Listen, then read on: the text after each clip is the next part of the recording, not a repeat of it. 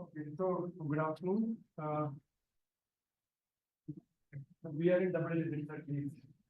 So that we're going to start with. So I'm Chaturvedi. I am from Defense Research and Development Organization. There is a lab of DRDO in Delhi called Solid State Physics Lab. So I'm coming from that lab, and we have a group on quantum sensors. So this is the new theme here. Anyway, this is not required. So there we are working on quantum sensors, and for quantum sensors, we are being solid state physics lab. We work on development of components which may be used for building future quantum sensors. So one such thing is this is a microfabricated alkali vapor cells. So there is a special category of quantum sensors called atomic sensors, where we use some atomic species and interrogate them or measure some change in their property of those atoms with respect to any of the ambient parameters. It could be magnetic field or electric field or just even passage of time or frequency. All those things you can measure and reference it to an atomic system. So these are alkali vapor cells where you can see there are two cavities. This central one is hollow. There are alkali atoms inside. So this is a cavity for holding alkali atoms. Inside these alkali atoms, you can mix with some gases, you control their properties finely, and then use it in a small miniature sensors. So we work for a class of sensors in those atomic sensors also called atomic clocks. So being atomic clocks are big, huge systems. There are different kinds of atomic clocks. We are working on atomic clocks which can be used on soldier systems. So they should be battery operated or battery powered. So for us, form factor or swap, so-called swap, is very important. So conventional alkali atom sources, they are slightly bigger, not this big, but slightly bigger than this. So there is difficulty in miniaturizing them and also reducing their power consumption because they need to be heated to certain elevated temperatures. So the bigger the cell, more power will be required to heat it. So our aim is to miniaturize it. So quantum sensors, as the field is evolving, there are many applications of quantum sensors, be it land-based systems or sea-based systems, drones. Like one category is atomic clock I was talking about. Then we have slightly bigger optical atomic clock, which can be used inside submarine because here we keep track of time or our inertial navigation with the help of GPS. But underwater GPS is not available. So for submarine to know its position, it needs to accurately know the time which is passed while it was underwater. So we need atomic clocks inside a submarine. Then for hunting of that submarine, people are using quantum magnetometers or atomic magnetometers, what they are called. So they can be mounted on an aerial platform like drone, and we can use it in magnetic anomaly detection, try to find out where a submarine is working. And then there are several other applications, even on soldier powered systems. We can have compact atomic clocks.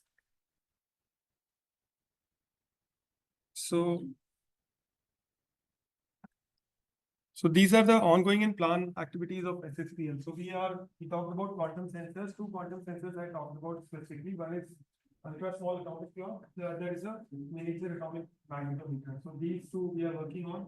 Then we have components for these quantum devices or sensors called microfabricated alkali vapor cell. We have VCSEL, some variety of lasers, physics package for those quantum sensors, SNSPD for connecting nanowire single photon detectors. Then in quantum communication also we are working on different things like high coincident rate benchtop entangled photon source, a compact entangled photon source which can be placed on some platform, point unit tracking system for free space quantum key distribution, and several materials which are required for development of these lasers or entangled photon sources. So in this talk, I'll be covering only the first two, and ultra small atomic clock and microfabricated alkali vapor cell. Rest of the things I'm not going to cover, but our lab is working in this area, and primarily I'll be talking about microfabricated alkali vapor cells only. So ultra small atomic clock, as I was telling it, there are several scenarios where GPS is denied. It could be a small mission we saw in recent wars where GPS was denied. And any system which is based on GPS, even all our mobiles are right now based on GPS only. Not just for time, like Google Maps or Maps, but also for when you see the time of your mobile. Everyone mobile is synced. It's because we are taking time from atomic clock. It's coming from base station, and base station there is a GPS receiver. So we are getting GPS through GPS. We are getting not just our position, but time from an atomic clock.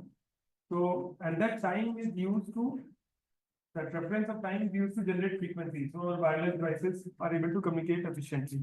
But in all battlefield scenarios, we can assume that GPS would not be available. So we need to have some alternative sources of time as well as reference frequency so that wireless communication devices can communicate with each other without interfering. So that is why these ultra small atomic clocks are required. So they were developed as part of national programming, where subsequently China has also done it, Japan is working, Europe had its own continental level program for developing ultra small atomic clocks. Because prior to that, the atomic clocks were rather huge. So there are several things which we have to work on for making that atomic clock. And these are the things which has happened at SSPL. So we are setting up things for making those atomic clocks, making components for atomic clocks, and also for testing and characterization of components that would go inside a atomic clock. So this is just at the basic, broad outline level, we can see what is the physics behind it. So this is how second is also defined. So second is defined as 992.61.770 hertz of frequency, or 1 by this number of the frequency splitting between two transitions. So two transitions of cesium. So this level defines our second. So it is a SI unit. It is based on cesium hyperfine splitting frequency, and we utilize these transitions to make atomic clock. But these transitions are very, very sensitive to ambient. If there are, although ideally, if there are cesium atom everywhere in the world, it would be same, and these frequency levels would be same.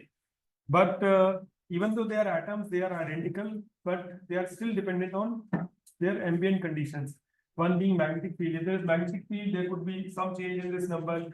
If there is some variation in temperature, or surrounding gases pressure, then also this number will change. So this has to be calibrated very precisely to obtain this number, and then reference it to some other primary standard of clock. So this is how broadly it works. So we have a vapor cell where we have alkali atoms. Then we have a laser source. So the light passes through this vapor cell, and then there's a photodiode on which the signal is obtained.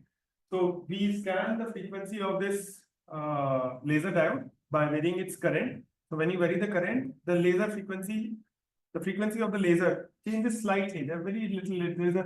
So it acts of like a scan. So we are doing a spectroscopy of this atomic vapors, and you get the signature on the other side. So whenever there is absorption, when you are scanning the laser, whenever there is absorption, you will see peaks and dips. And then there are certain phenomena which we have to utilize to observe wherever absorption lines are. So microfabricated alkali vapor cell is one of the thing in this. So these larger vapor cells are available, but microfabricated alkali vapor cells are not available. So that is why we decided to work on that. And these are the two quantum sensors. SSPL is also working on development of this pixel laser diode. It's a very small laser diode. You can only by consuming less than 2 milliwatts of power, or even less than that, you can drive it. So its drive current is very, very low. So it is very good and suitable for battery operated atomic clock development. Not just that, another good thing about VCSEL is that you can also directly apply RF on this laser, because it's very small capacitance. Small parasitic capacitance is very low. You can even modulate it with several gigahertz of RF power, which is actually required. If you'll see on the previous slide, this is basically about 9.19 gigahertz. So half of that frequency is applied on that laser diode, and we generate, through mixing, we generate multiple optical fields. So instead of we are having one laser, from one laser we can generate 1, 3, 5, several optical frequencies in the spectrum. So this is how it looks like. So this is a conventional glass cell for comparison. We are not working on this, but this is otherwise which is used on slightly bigger quantum sensors. So this is our developed MAVC. So it's basically a sandwich structure.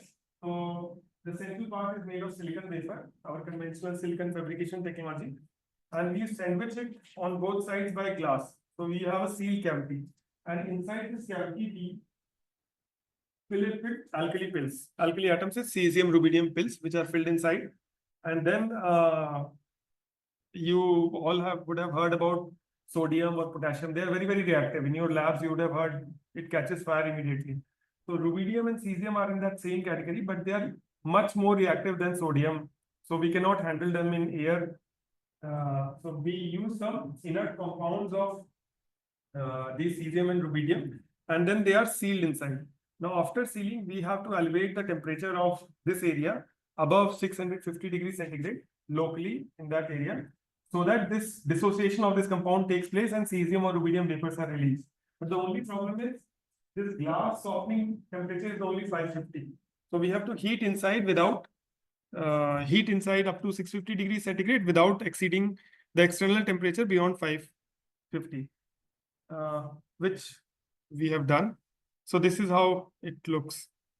So this is our detailed plan, how we are doing it. We are using multiple approaches. So one of the main challenges is conventional silicon wafers. If you see, they are about 600 microns depending upon diameter, typically around to 1 mm in dia. But we want to have reasonable optical path length. The other conventional glass cells, they are 75 mm long. So you get some signal, some contrast you get because some absorption of laser is happening in that area. But when we are making microfabricated alkali vapor cell in a conventional silicon wafer, it is only 0.6 mm. So through 0.6 mm, when laser is passing, even if you have sufficient alkali atoms, the contrast or the absorption of laser that you are able to get is not sufficient to give good signal. So we have to do something. So one thing is to increase the path length, which means you have to make custom silicon wafers. So which we got done up to 3 mm thick silicon wafers, and then use it for anodic bonding on both sides. Then whatever alkali atoms are there, so for clock, we have to employ a quantum phenomena called destructive interference.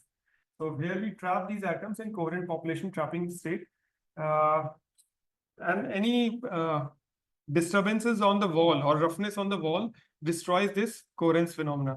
So we have to also, even after etching such deep cavities, which are pretty deep, if you can see 3 mm is 3000 microns thick, deep cavities, surface roughness by any process like semiconductor process like Bosch or any other process, surface roughness would be several microns. So we have to keep track of that also. And then obviously, since we are doing it for the first time, so several setups will have to be made. So like these are some of the approaches I told about: dry etching, laser milling, wet etching. So these multiple approaches we have tried. So like this is the SF6 base Bosch process which was used, and this is the depth which was obtained. So this is a traditional photolithography technique which was used to obtain these cavities. And this is how you can see, this is the view of the cavity. This is the dispensing cavity where the alkali pills are kept. This is the optical cavity, which is used for laser interrogation. Laser passes through, enters from one, exits from the other side. And here you can see the microchannels. So these are microchannels connecting the two cavities. Here we keep our alkali pill, and when we do activation, cesium or rubidium vapors are released through these microchannels. Because this portion is heated, this portion is cooler, so the vapors travel to the cooler side and get condensed on the optical cavity. And any murk or residual other byproducts are stored in this dispensing cavity only. So this is the cross-sectional view. You can see this is how it was cut. So this is the cross-section of optical cavity and dispensing cavity. And this is the deep cavity. The previous one was traditional semiconductor Bosch process, but we had to extend it to 1400 micron. Typically, it is used only up to 300 microns maximum. We extended it to 1400 microns. And this is the other approach called laser milling. Here, with the help of laser, combination of nanosecond, picosecond, and femtosecond lasers, we could obtain these cavities. So once again, the surface roughness is also well controlled. Now, these are the different approaches. We have also, I'm not presenting result for wet etching, but those were also tried. So this is wet etching, KOH etching base. Dry etching, this is the simplest of all these process, but it requires a hard mask so that we can sustain. And then typical roughness is between 1 to 5 micron roughness we were able to achieve. Now this would be further smoothened by post etching processes, which is being optimized right now.